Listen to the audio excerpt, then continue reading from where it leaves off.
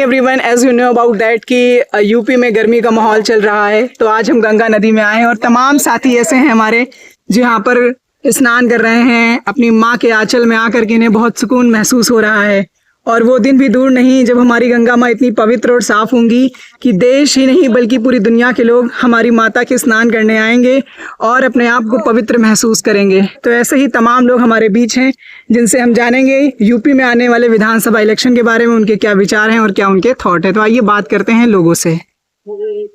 नमस्ते भैया। नमस्ते सर, आपका क्या नाम है? जी, मेरा नाम रवि पंडित है।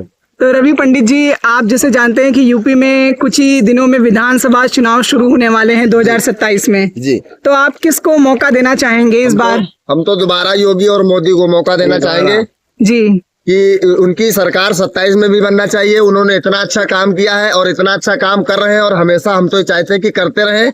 हम लोगों की सारी भलाई है, सारी माताओं बहनों हमारी बहुत खुश है। माताएं बहनें जितनी भी हैं स्वतंत्र से घूम रही है, रात को चाहे निकले चाहे दिन में निकले जी, कोई डर नहीं है, किसी प्रकार का डर नहीं है जी। बहुत ही अच्छी सरकार है और हम लोग तो हमेशा समर्थन में रहते हैं। तो ऐसी कौन सी नीतियां हैं योगी जी की? जैसे आप जानते हैं कि जो उत्तर प्रदेश का शासन है वो प्रदेश सरकार के हाथों में रहता है, तो योगी जी की ऐसी कौन सी नीतियां हैं जो आपको पसंद है, जिनसे आप मतलब जुड़े हुए हैं, जिनसे लगता है कि ये काम योगी जी ने अच्छा करा तो हम तो उनके सारे काम अच्छे लगते हैं। वो कोई भी काम कदम उठाते हैं, हमको सब काम उनके अच्छे लगते हैं। फिर भी कोई एक विशेष काम जिनसे आप प्रभावित हो सबसे ज्यादा? सारे कामों से हम प्रभावित हैं उनके। व्यवस्था सबसे बढ़िया। जैसे कि यहाँ पर भैया ने कहा कि वो योगी जी की कानून व्यवस्था से बहुत ज्यादा प्रभावित हैं।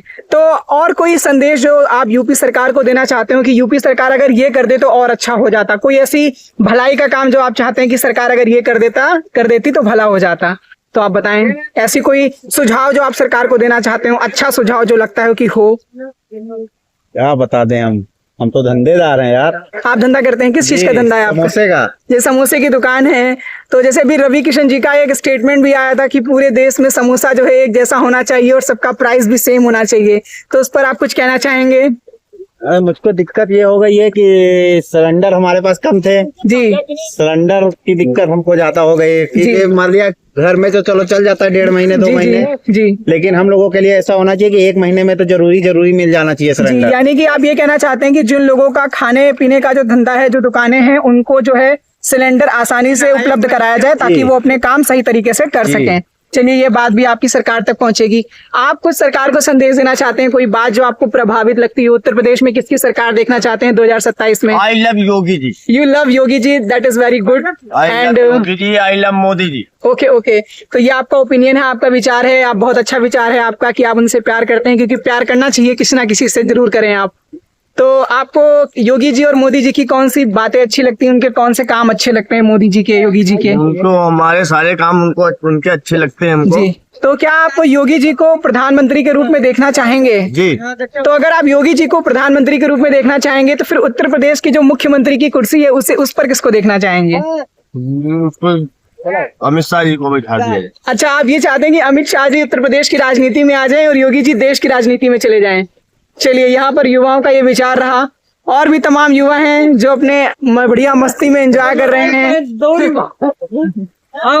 और काफी सारे लोग एंजॉयमेंट के साथ गंगा नदी में नहाते हुए।